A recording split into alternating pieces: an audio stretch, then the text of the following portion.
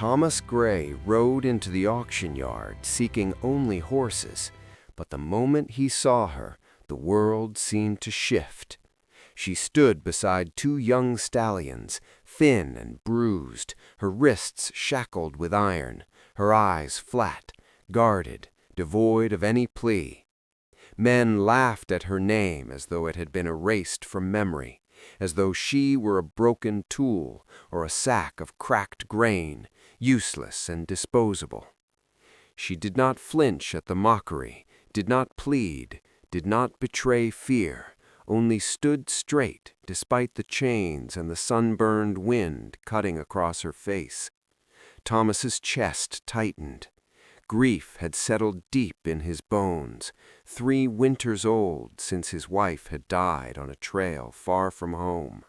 He rarely looked at people, but something in the way she bore the world drew his gaze, a mix of caution, defiance, and the quiet ache of survival. He bought the horses, took the papers, and the chain was shoved into his hands. Shame heavier than any saddle pressed down as he turned toward the road, but she followed silently, careful with every step, as if the dust itself might betray her. The landscape stretched red and dry under the fading sun, hills and scrub rolling endlessly. Shadows lengthened over the cracked earth, painting the pair in warm gold and deep clay tones. Thomas's mind wandered back to the loss that had shaped him, the loneliness that had become a constant companion. Yet watching her, he felt something unfamiliar, a stir of responsibility, a recognition of pain that mirrored his own. At the ranch, the house loomed quiet and broken, the barn sagging with age, the fences bent from years of neglect.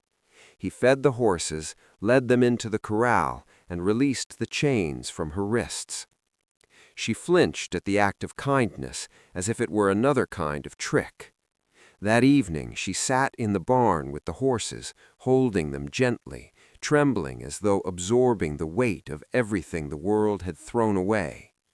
Outside, the wind brushed against the roof, stirring dust and dry leaves, and the quiet of the land pressed against them, a silence both oppressive and protective.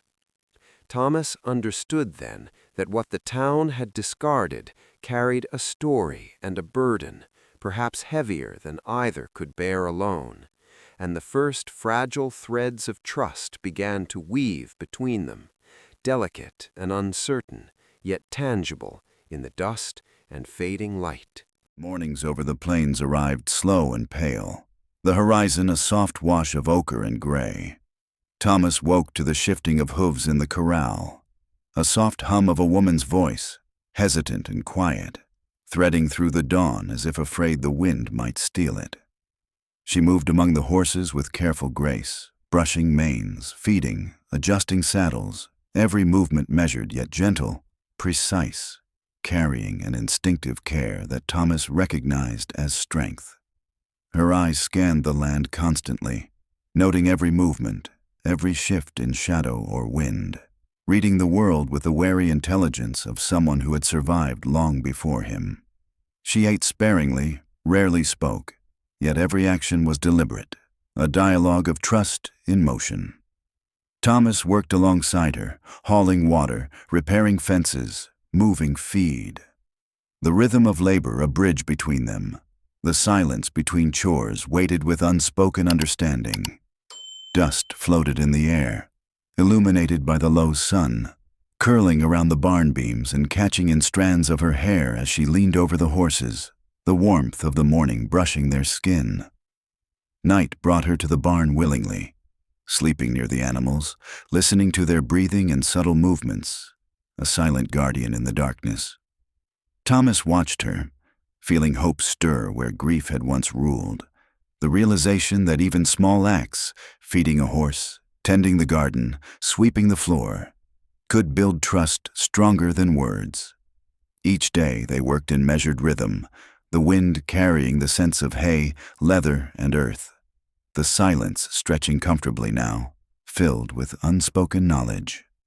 Shadows shifted across the fields, long and soft, and for the first time, Thomas sensed that companionship could be quiet and enduring, a tether to the world and to each other. The land itself seemed to recognize her presence, bending gently around her, the dust settling in acknowledgement, and Thomas felt the beginnings of a bond neither had expected, solidifying slowly, like the ground beneath their feet. The ridge darkened when the shapes appeared. Silhouettes against the dim sky, horses kicking up red dust as they advanced. Ayla froze, muscles taut, eyes narrowing, sensing the intent of those who approached. The riders were the same who had once claimed her, traded her, abused her, who had used her name as a curse. She carried each memory like a blade beneath her skin, a silent warning and a shield. Thomas felt a sudden, sharp anger rise, long buried under grief and quiet routine, a reminder of everything he had once lost. He moved to stand closer, protective, tense, feeling the weight of responsibility settle fully on his shoulders. The men lingered, questioning, insinuating, pressing the limits of his patience and her composure. Thomas denied all knowledge of her passage, standing firm, but Ayla did not retreat. She was silent, poised, aware of every step, every shadow, every shifting wind. When the men finally left, relief rippled through her body, tremors of stress and exhaustion shaking through her as she exhaled quietly into the cooling air. That night, she spoke for the first time in fragments, recounting fever that stole her family, debts she never owed, and cruelty endured without surrender. Words alone could not carry the weight of her history, yet Thomas listened with the patience of someone who understood loss. Days passed in careful rhythm, chores performed side by side, and slowly the grime of years began to wash from her skin. Laughter emerged unexpectedly, a fleeting, fragile sound, when a chicken startled him across the yard. The horizon remained watchful, red dust heavier now, as though the land itself remembered every threat and every trial. Trust continued to grow, careful, deliberate, measured, a fragile scaffold built of small acts, quiet observations, and mutual understanding, each day layering a new depth to the bond forming between them. Dawn brought their enemies again, guns drawn, papers demanding Ayla as property. Thomas stepped forward, placing himself between her and the threat, his body a shield, muscles taut with fear and resolve. The first shots rang across the corral, the sharp stench of gunpowder filling the air, stirring horses into panic. Thomas was struck, a burn of pain tearing through him, forcing him to stumble. Ayla reacted instinctively, grasping a rifle and firing with precision, not from rage, but from determination. Each bullet drove the men back into the dust, scattering their lies across the plains. The barn and surrounding fields became a theater of survival, the wind carrying the echo of violence and tension. She dragged Thomas behind cover, pressing against him as he bled, her movements careful and decisive. For the first time, he fully grasped her courage, not born of recklessness, but honed in the fires of experience. Shadows flickered across the ground, from trees and fence posts, the rising sun casting long, harsh angles across dust and blood. Night returned with a heavy quiet, the weight of what had occurred settling in their bones. The barn smelled of sweat, leather, and the lingering tension of near death. But in the faint flicker of firelight, in the soft exhalations of horses and human breath, Thomas understood that survival depended not solely on skill, but on trust earned in the crucible of fear. Together, they lay in the barn, alert to the slightest noise, yet anchored in the fragile certainty that they had survived, that each step had been a choice, a testament to courage shared and strength recognized. Under the crescent moon, Thomas and Ayla left the ranch, guiding their horses through narrow trails toward the ruins of an old mission where law still had presence. Every movement was cautious, each snapping twig and distant howl a warning, yet Ayla moved with fluid certainty, memorizing the terrain and predicting every risk. She revealed the depth of her knowledge, ledgers memorized, crimes witnessed, deaths recorded, faces remembered. Her memory was a weapon, and Thomas realized that his protection had to be complete. The night air smelled of sage, dust, and the faint tang of stone, carrying their presence like a whisper across the desert. Bullets rang against canyon walls, shattering stone and sending echoing shockwaves across the trail. Thomas shielded her instinctively, moving with precision, his heartbeat pounding in sync with her movements. Ayla confronted danger directly, drawing pursuit, maintaining calculated control. Dawn brought the arrival of lawmen, led by a marshal long hunting the traitor who had caused so much of her suffering. Ayla stepped forward, her stance calm, voice unwavering, recounting everything she had witnessed. Threats dissolved in the weight of truth, men faltered, and the canyon held only her words, sharp and undeniable.